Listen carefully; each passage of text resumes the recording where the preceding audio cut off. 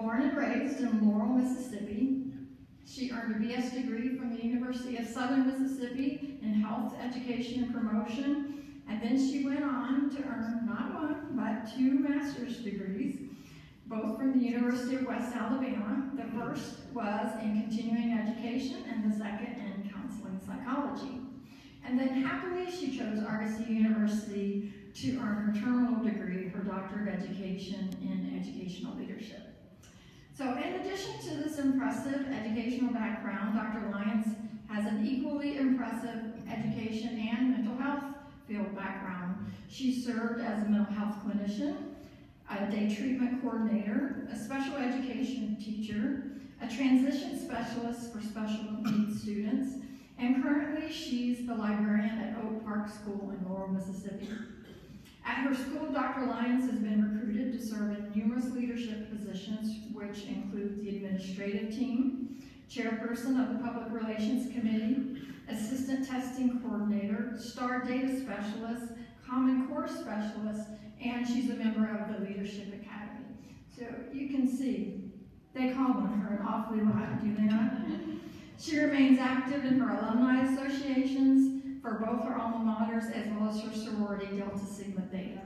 Dr. Lyons' research goals were an investigation of administration attitudes and practices towards special ed and inclusion, and she'll be presenting for us this weekend on Saturday at our first postdoctoral symposium. So again, who better than to understand your journey but someone that has been through it and succeeded at it. Dr. Tamekia Lyons, welcome.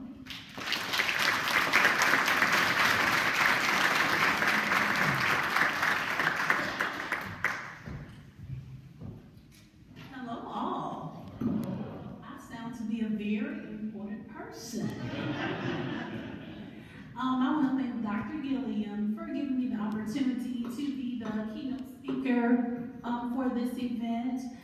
When she asked me to do it, I was happy, was excited, and I wasn't nervous. So as the time neared, I'm like, oh my gosh, I'm going to be talking in front of a lot of people. So I kind of got nervous last week. So I'm like, wow, what am I going to say? So I'm here now, so you have to bear with me, and if I mess up, then we'll just forget about it. One thing that that wasn't told is that I have a 6-year-old son, and his name is Caden. Now, Caden is inquisitive, and he is very handsome. Now, of course, I'm going to think he's handsome because he's my son. Now, let me tell you about Caden. When I say the child is nosy, he is nosy. He asks me so many questions that I don't know the answer to, or I simply have no response. I sometimes tell him something totally untrue. And he says things like, Mom, I don't think that's right. So now I just say, Caden, I don't know. And of course, his response is, Mom, you know everything. You are a doctor. He says things to me like, Mom, did you comb your hair today? And I'm like, yes, Caden, why? Because it looks different is his response. And I say, different good or different bad? He says, different terrible. Oh, and this one is hilarious. I showed him my high school memories book, and we got to a picture with my cap and gown on. And he said, Mom, you graduated from high school? Oh, how cool. The innocence of a child. Now, I could stand here today and I could tell you that my dissertation process was easy and that every step was executed with success. I could also tell you that I had no revisions, I didn't stress, and I didn't have to make any sacrifices. However, this is not true. It was not an easy process. I had many revisions, I stressed daily, and I made countless sacrifices. But I was determined when I started this process to complete a doctorate degree, and when I got closer to the end, my determination grew stronger. Before you begin this dissertation process, during this residency, I urge you to take the advice of the professors. They are here to help you. You may feel the advice given is not the direction you want to go in, or that they may be trying to change your topic. Well, the truth of the matter is, they are simply trying to help you get through this process. One of my committee members told me that there's no need to be nervous. We are a team. We are here to guide you through this process. And trust me, they are simply here to help you get through this process. I had a classmate that had a topic that sounded great, but after speaking at one of these residencies to one of the professors, she realized that there were many holes in her topic. But she still did, after speaking with the professor, she still didn't want to change her topic. Well, needless to say, she still has not graduated yet. Now let me reiterate this. The professors are here to help you. Therefore, if they tell you your topic is too broad and you need to rethink it, then please follow that advice. Now be sure to select a topic that is genuinely, that you are genuinely interested in. There is nothing more miserable than writing about something that is not significant to you. My topic was exploring K-5 general education teachers' attitudes towards inclusion. Now I selected this topic because I was a special education teacher. I taught life skill classes, and most of my students attended regular classes too. Now many of the teachers at this particular school did not want my students in their classes because they felt it would slow them down, even with an inclusion teacher present. Now let's just be honest, most of you teachers are territorial and you don't want anyone else in the classroom with you. So I was personally offended when they didn't want my students in the classroom. So that was one of the main driving forces for me to examine teachers' attitudes towards inclusion. Another rationale for me selecting this topic is because of my little nosy Caden. He was born at 23 weeks. Therefore, he is developmentally delayed and he currently requires inclusive services. My goal was basically to assess the teachers' attitudes towards inclusion, to see how confident they were when dealing with students with special needs, were they adequately trained to meet the needs of children with special needs, and most importantly, do they believe in the academic achievement of students with special needs. Now this wasn't an easy task, but I managed to get the job done. Today, I am going to give you some tips on how to complete your dissertation while staying motivated and on task. Now, there will be times when you want to fold up and cry, and that is perfectly okay. I was always told that tears cleanse your soul, and this prepares you for new thoughts. Usually, after I'm done crying, I have the best ideas. Okay, now, first and foremost, we need to delete the words try and can't out of our vocabulary. If you feel you can't complete the task, 9 times out of 10, you will not attempt it. Your attitude should be, I can and I will.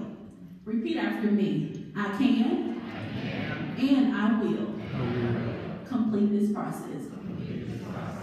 Okay. Secondly, time management. Time management is imperative to complete this process. It is so easy to waste time by procrastinating and just simply being unproductive. If you choose this path, you will forever be in the ABD stage. Planning ahead is the most important step to successfully completing this process. As a doctoral student, I set small goals to accomplish on a weekly basis. On Saturday night or on Sunday night, I would sit and decide what exactly I wanted to accomplish for the week. Working on the weekends,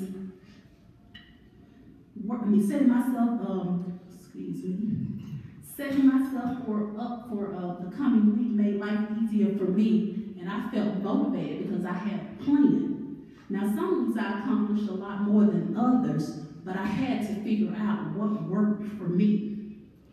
Working on the weekends and in the mornings is what worked for me. I would get up at 5 a.m. until and start working and writing until about 10 or 11 that morning or until my child woke up. This was every Saturday and Sunday. When I really wanted to get something done, I would work on my dissertation during my lunch break at work. Now keep in mind, you have to set realistic goals. Do not set goals that aren't doable. It is far easier to be motivated to work on your dissertation if you can keep more reasonable expectations of your work performance for a given work session. Now, it's okay to set high standards for your work, just not all at one time. Keep in mind that the criteria for your work that you set can change at any time. You are the chief. You be the judge, because setting high standards often leads to procrastination, whereas more reasonable and flexible standards allow you to be less stressed, highly motivated, when your goals are actually achieved. Next, being organized and keeping notes is very important. When you are unorganized, it costs too much time. A disorganized work environment can hinder your motivation to work on your dissertation. To keep myself organized, I purchased 2 4-inch binders that I placed my articles in. And what I did was I made notes on my articles, so when it was time for citing, I would just refer back to the article that way. It was much easier than trying to look here and look there. Therefore, the time you spend the time it takes to organize your work, your articles, your books, and your data is time well spent. In addition, finding an effective online tool to organize your information may work for you. I like paper and I like physical books, but you may prefer to record, to use online records, but it's just important for you to find out what method works for you. It is extremely important to know your committee's expectation for your work. This can be done by simply communicating with your committee weekly. Your committee chairperson should be your best friend for the next year or so. You should communicate with your committee via telephone or email at least twice a week. If you do not communicate, you will not know your committee's expectations. I was told in the very beginning by my committee chairperson the minimum number of pages that were acceptable for each chapter, the format my chapter should be written. My committee chairperson also told me what sources I had that were satisfactory. But she also told me that I could get the information that she told me in my dissertation manual. Another step you should take is to make sure that you ask for feedback often. If you have any questions, just feel free to ask. There are maybe times when you send your committee chairperson a chapter and he or she does not get back with you promptly. And that's perfectly okay. It's perfectly okay to just send an email. And when you send that email, just ask, hey, have you received my work? And I promise you they won't get angry. They'll just say yes or no, I was busy or whatever. Honestly, when it took a long time for them to send me my work back, I was afraid to open my email. I was like, I didn't know what to think. I didn't know the severity of my revisions.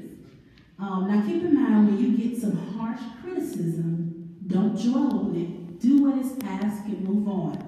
This process is not the time to have thin skin and soft hearts. Just pat yourself on the back and move on. Letting go of perfectionism. Letting go of perfectionism is critical when writing a dissertation. Many students believe that they are perfect and they do not make any mistakes. If they are perfect and they do not make any mistakes, that they are in control and they protect themselves from seeming faulty. Pursuing perfection when completing a dissertation is unrealistic and you will run yourself crazy. The pursuit of perfection is not the goal. Completing the dissertation and learning from your mistakes is the objective. The pressure of perfection will actually diminish your eagerness and your desire to work on your dissertation. You need to know that your committee